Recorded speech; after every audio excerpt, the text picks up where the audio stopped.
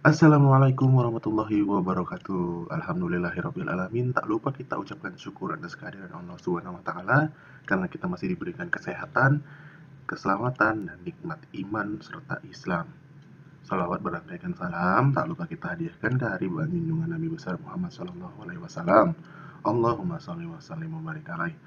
Sebelum lanjut, ada baiknya kita mengucapkan bismillah terlebih dahulu agar pembelajaran kita kali ini dapat berjalan dengan lancar.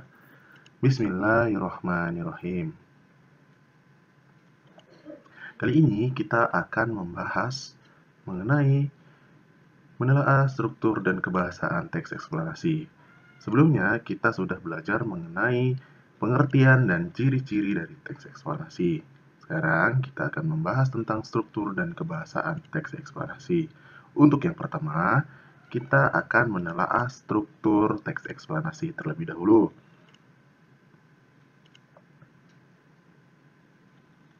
Struktur teks eksplanasi. Yang pertama, yaitu judul. Yang kedua, yaitu pernyataan umum atau tesis. Yang ketiga, yaitu deretan penjelas. Dan yang terakhir, yaitu opsional. Nah, di sini Ustadz akan menjelaskannya satu persatu. Untuk yang pertama, kita akan mendengarkan apa sih itu judul. Dalam teks eksplanasi, judul yaitu menjelaskan atau menginformasikan garis besar suatu fenomena atau peristiwa. Jadi judul itu merupakan satu garis besar suatu fenomena atau peristiwa. Misal, dalam peristiwa tawuran. Jadi judul di atasnya itu bisa jadi juga tawuran antar pelajar misal, atau misalnya tentang fenomena alam, bagaimana proses terjadinya metamorfosis kupu-kupu, atau fenomena alam lain, misalnya seperti bagaimana proses terjadinya pelangi. Nah, itu merupakan sebuah judul yang menginformasikan garis besar suatu peristiwa alam. Selanjutnya yang kedua yaitu pernyataan umum atau tesis, yaitu berisi tentang penjelasan umum tentang fenomena yang akan dibahas, bisa berupa pengenalan fenomena tersebut atau penjelasannya.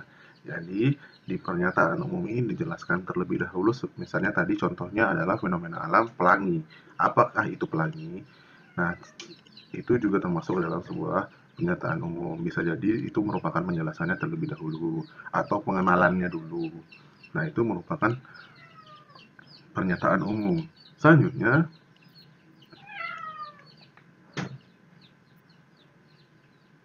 deretan penjelas.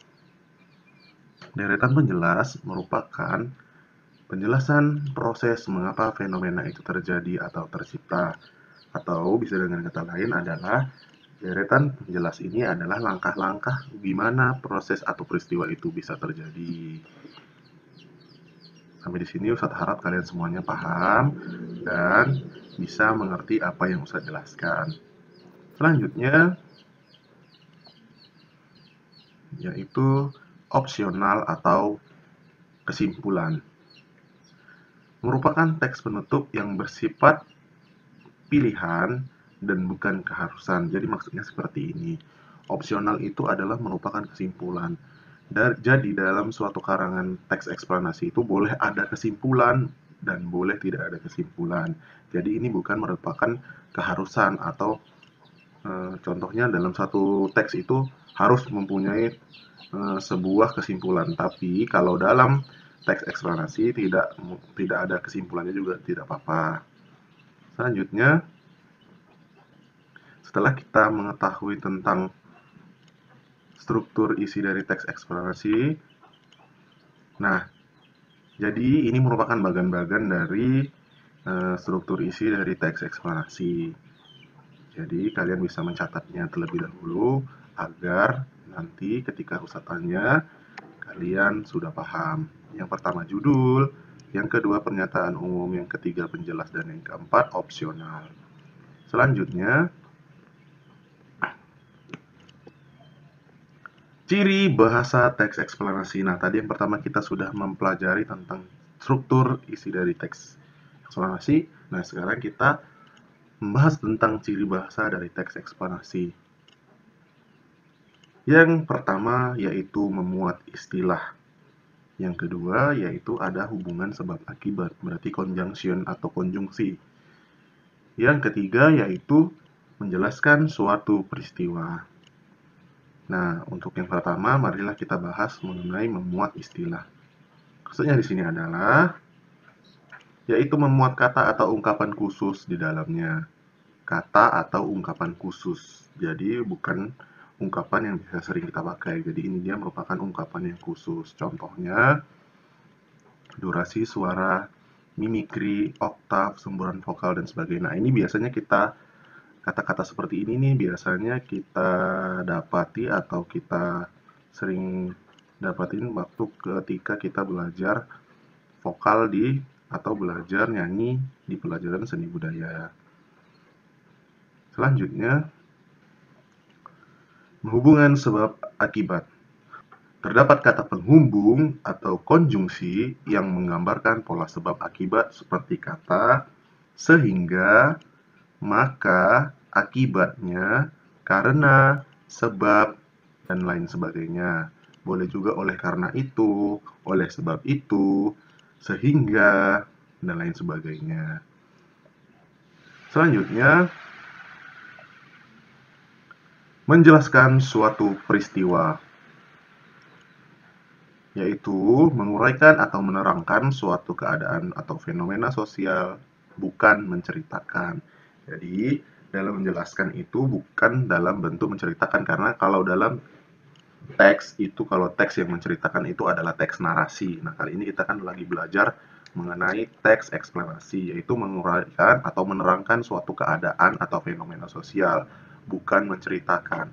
Kalau menceritakan tuh dia identik pada zaman dahulu atau di suatu tempat. Nah, itu pasti kalau dalam teks cerita seperti itu, dia diawali dengan kata-kata seperti itu. Tapi kalau dalam teks eksplanasi, dia menguraikan atau menerangkan suatu keadaan atau fenomena tersebut. Selanjutnya, nah, dari semua penjelasan tersebut, apakah kalian sudah paham? Jika kalian belum paham, kalian bisa mengulang kembali video tersebut atau video ini sehingga kalian paham apa yang Ustadz jelaskan. Tugasnya adalah jawablah pertanyaan-pertanyaan terkait isi pada teks 2 pada halaman 133 sampai dengan 134. Nah, di situ semuanya sudah terjelas atau sudah ada dijelaskan bahwasannya itu merupakan sebuah teks eksplanasi. Jadi kalian hanya harus menjawab pertanyaan-pertanyaan terkait isi pada teks 2 di halaman 133 sampai dengan 134. Oke, semoga kalian semuanya paham dan semoga kalian semuanya mengerjakan apa yang Ustaz suruh.